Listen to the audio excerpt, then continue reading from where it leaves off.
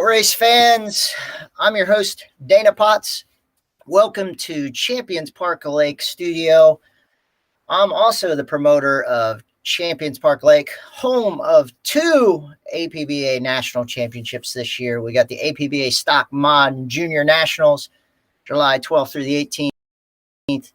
We have the traditional Wake the Lake 5, which this year is home of the APBA OPC Nationals, August 6th through the 8th. We're excited to get back to racing. We were raced last year, but we're excited to get back to full-time racing. Let's pay the bills a little bit. Let's thank our sponsor, Shield, Besser Shield. If I can get in, there we go.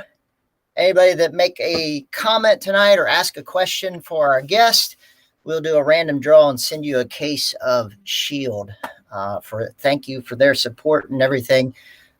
Tonight is a tape delayed show because we have an international guest coming to the States this year, hopefully coming with all the COVID restrictions.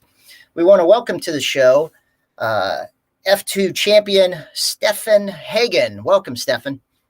Hello, everybody. Nice to talk to you. So where are you located in Germany? I live in the part of it's south of Germany, so it's on the Swiss border.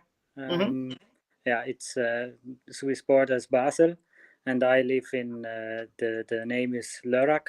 That's the location.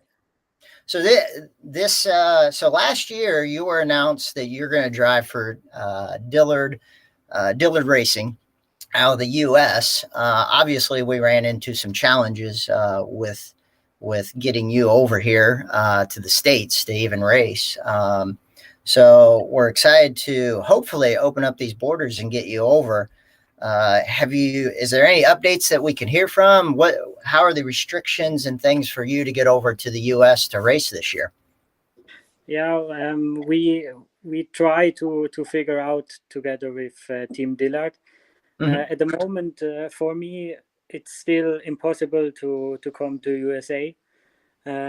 That's make it all a bit difficult, but we can just wait what they decide when we can travel, and as soon as the borders are open for me, that I can come without any big restrictions, for sure I will come over and start testing, racing. So that's the plan for the moment. So let's start from the beginning. How did you get your start in boat racing? I have started in 2005 in Formula 5 in Germany in national class. Then my way were going to 2 years after I was going to Formula 4, where I had at the moment my biggest victories when I got world champion and European champion, and several times German champion. So that was really good years for me. And 2011 I switched to Formula 2. And from 2011 until now, I was racing Formula 2 in the World Championship. So and then I have met Dillard Financial team, and now we decided to team up together for what I'm very happy and glad that I can have such nice people around me. Excellent. Now, you didn't originally, like in the U.S., a lot of our boat racers, they start when they're young in boat racing. They get into a stock outboard or something of that nature. Now, you actually didn't start in boat racing, correct? Yeah, that's correct. At the beginning, I have started with kart racing when I was 6 years old. And then I stayed in kart racing until I was 17. Then we needed to decide in which direction we go, if we go to car racing or what's the plan. So in this time it was impossible to go for any higher car racing classes because it was a fortune for us to pay, and we in this time don't have the money to do it. And so we decided to try boat racing, and it worked very well for me. And now now I'm on a good way for it. Excellent. What was the biggest transition? Because I've had a lot of car guys that come over to boat racing, and I think I know the biggest transition they have is the cornering of these boats. Because in a car or in any type of car, you're typically hitting a brake. Well, you don't have those. What was the biggest transition from you from going from intense karting to getting into a tunnel boat or a boat? Yeah, for me, like you said, I mean the cornering is difficult, and the most or the hardest part in powerboating is that in every lap you have changed conditions. So the water is never the same like on a racetrack.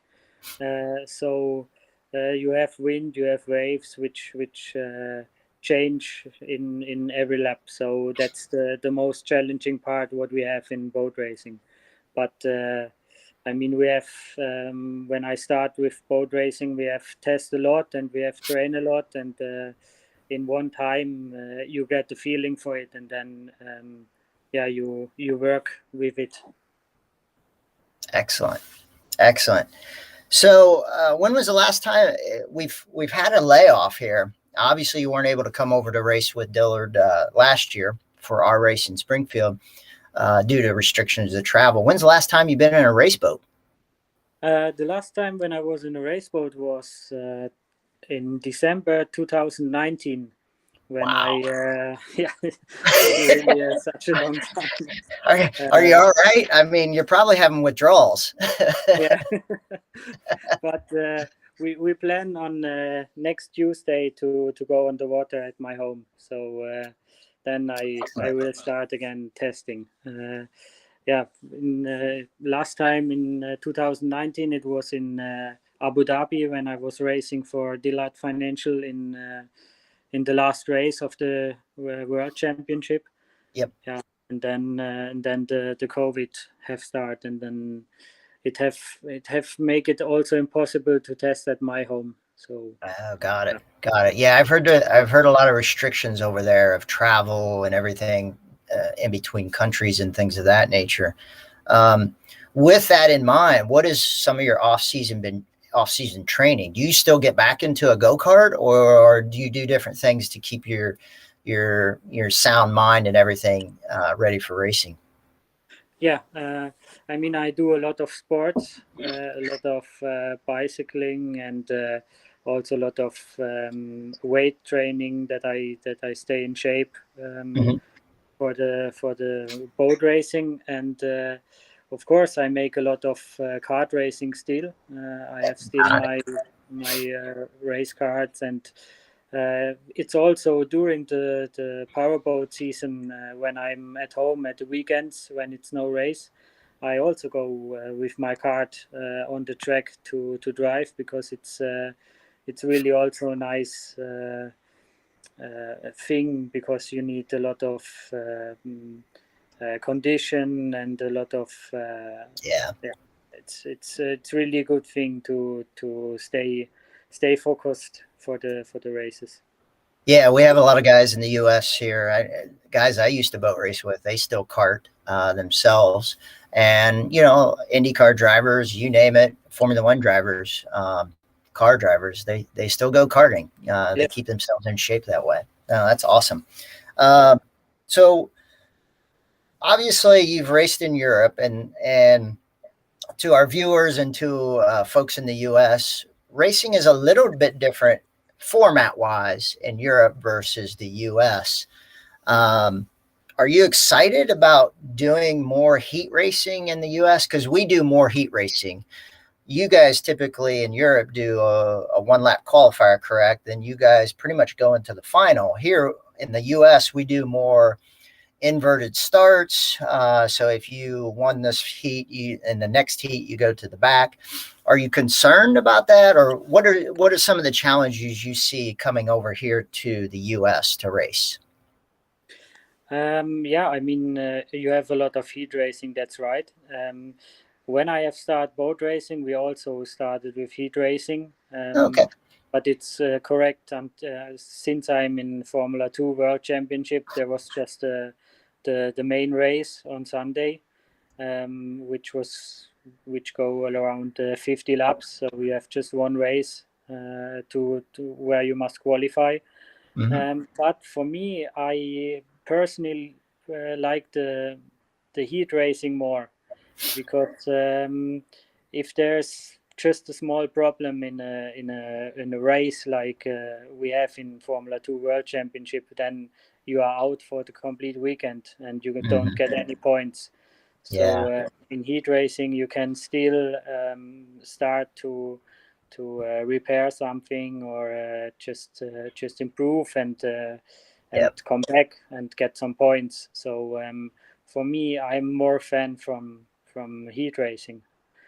Well, you're probably used to that from karting too, because I would assume you did a lot of heat racing in karting too.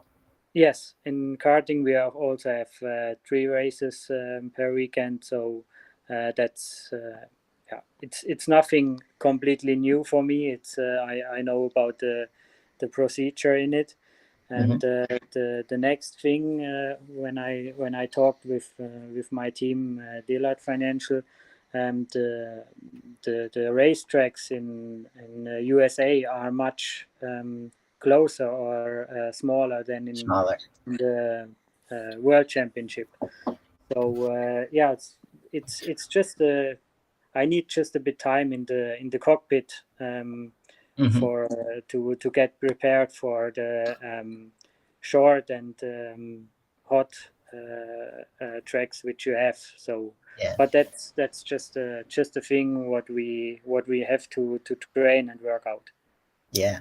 So fortunately, you might have an advantage coming over to Springfield. Our course in Springfield's a little longer than some of the shorter courses, because we run kind of a European style. We have the right-hander and everything, which our drivers love.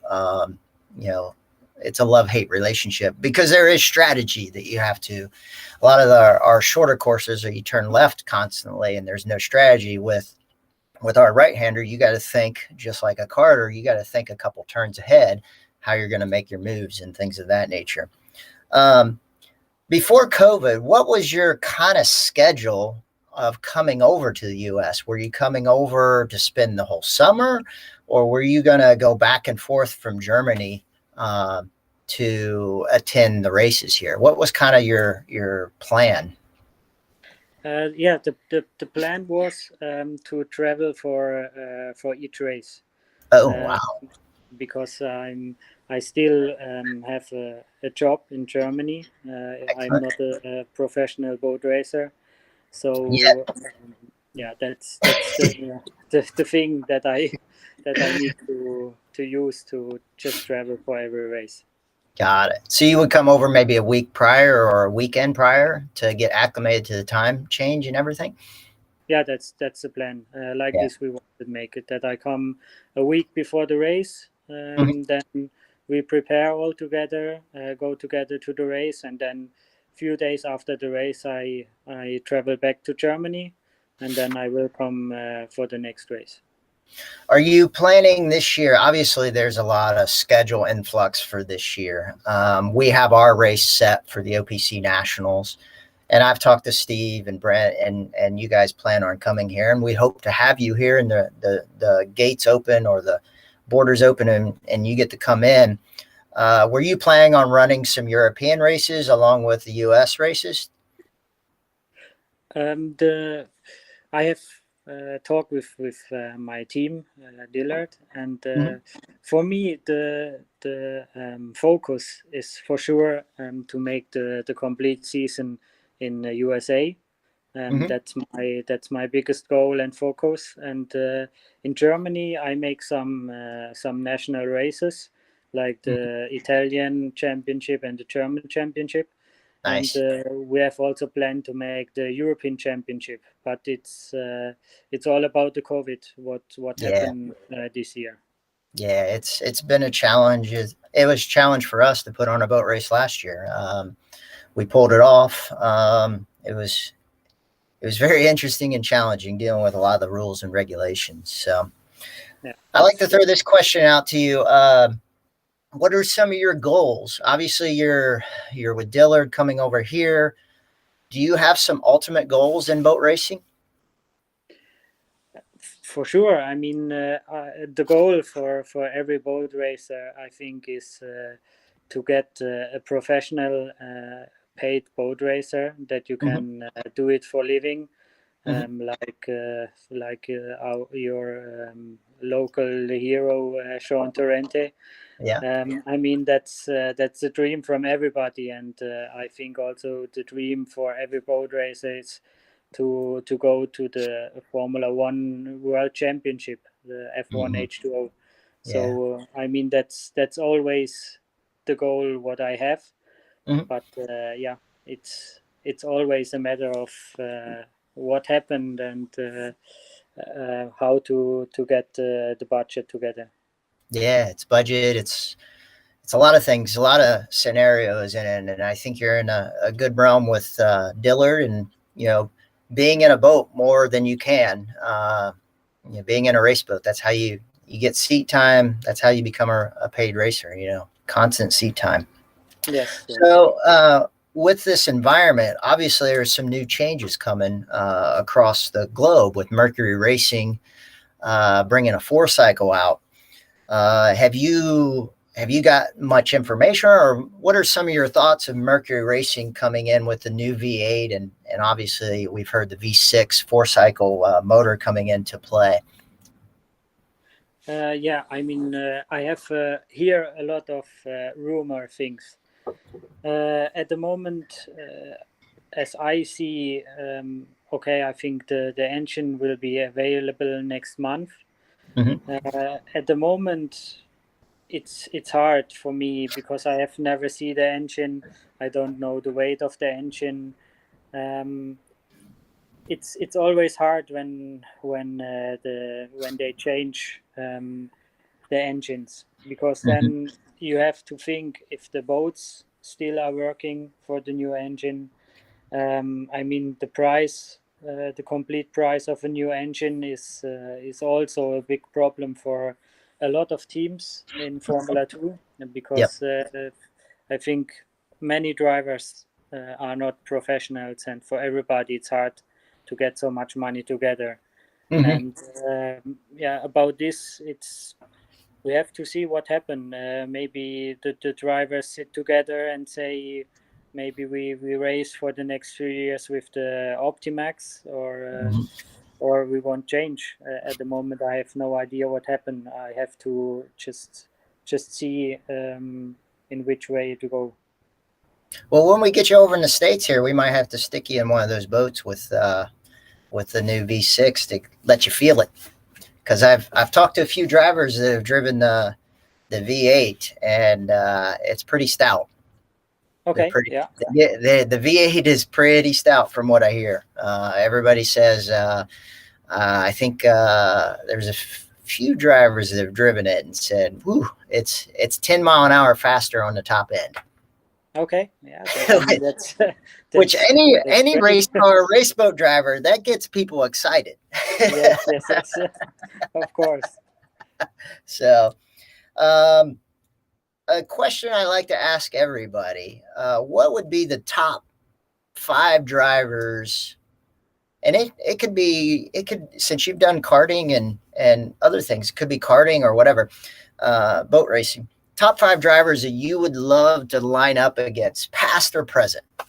Maybe guys you look up to, maybe guys of the past, maybe guys of the future that you'd love to line up to in boat race.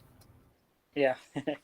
I mean, my idol when I start boat racing was Jay Price, also nice. US guy. I mean, I have looked up to him because when I was in Formula One the first time, they have started with a Formula 4 class together in the F1 program. Yeah. So in this time, Jay was racing, and it was, for me, he was the guy where I look at. So yeah, for me, for the first, it's Jay Price, then Sean Torrente, nice, Alex Carella, nice, Guido Cabellini, of course. Oh, you got to put Guido in there, yeah. Yeah. Excellent. Yeah. And That's awesome. yeah, and yeah. Has speaking of Jay, I mean, Jay drove the Dillard Financial boat at our race this past year. Have Yes. have you guys reached out? Have you communicated? Because and this is me making an assumption. Are you jumping in that same boat, the DAC boat? Because I do believe the Dillard team has two different boats. They have the Moore boat and the DAC, correct? Yes, that's correct. The Moore boat will drive Brent, Okay, and the dark boat was for me. God, The problem last year, they wanted me to come over yeah. to make the race, yes, and but yeah, about the COVID things, it was impossible. Mm-hmm. And then I have talked a lot with my team, Mm-hmm. and they have asked me, or they told me that they have to replace me in this time when I can't race. I mean, Yeah, that's yeah. for sure. I know about that the boat have to be replaced. Mm-hmm. So and then they told me that Jay Price will get the cockpit for me.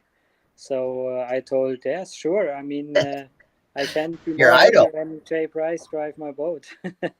That's awesome, and he drove it well.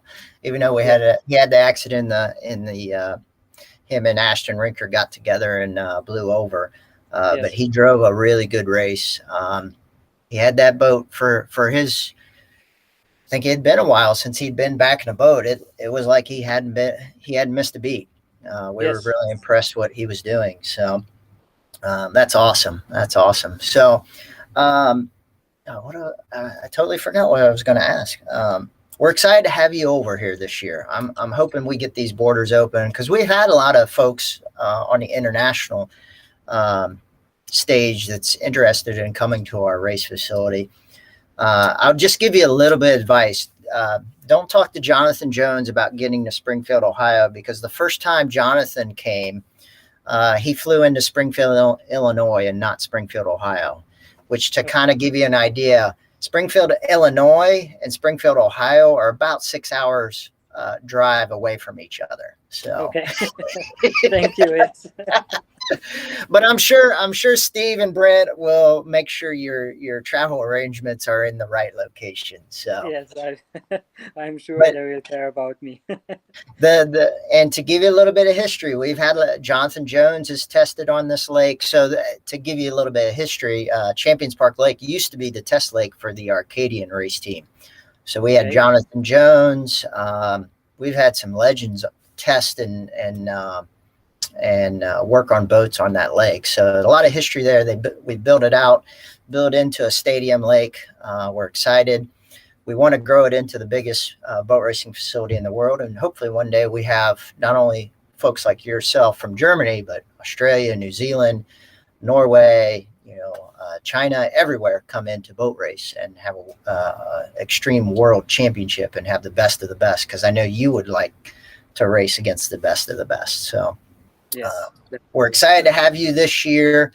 I'm going to throw it to you. Anybody you would like to thank, sponsors, friends, family in your boat racing endeavors?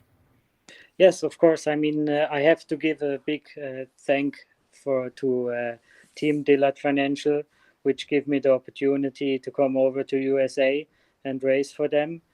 For me, it's a big step in my career, and I will for sure give my best to make them happy. And next thing, I mean, without my sponsors, I couldn't make boat racing. Um, a big thank is to my sponsors, of course, and Mm-hmm. to my family who all the time stand behind me and give all what they can to help me when I need them help, and my dad who helped me to make my boats. And yeah, I mean, it's a family sport. Yeah, If the family don't stand behind you and help you and give all what they can, I think it's not possible to do it. excellent. Well, thank you, Stefan. Just to let you know, your fans in Germany and from all over the world, they're going to be able to tune in when you're in Springfield, Ohio. And I'm pointing to it right now. They can log on to flowsports.link FloSports.com/APBA, and they can log in, sign up to subscribe to watch you race in Springfield, Ohio. That'll be on Flow Sports, which also is the fastest growing grassroots motorsports channel in the U.S. It's actually Flow Racing, but they can log on, sign up, and they'll be able to watch you in the States race at the OPC Nationals when the border opens and we can bring you in. And I hope you bring that German flag, because we'd love to see you in our parade of boats with that German flag out and proud, because we'd love to see that international flavor. So look forward to having you. Enjoy the rest of your weekend. Like I said, folks, this is actually taped earlier. By the time you see it, Stefan's going to be asleep, but feel free to ask questions, and Stefan and myself will go back and answer them at a later time. And because I think at this time it's 7 or 8 p.m. Eastern. It's probably about 2-3 a.m. your time, Stefan. So we're just giving everybody the standard. So we wanted to get you. We couldn't. That'd be a late night for you. So thanks everybody for tuning in. Thank you, Stefan. Looking forward to meeting you in person in Springfield, and looking forward to seeing your skills out on the water. Thanks again. Take care. Thank you so much, and I hope to see you soon. Yes.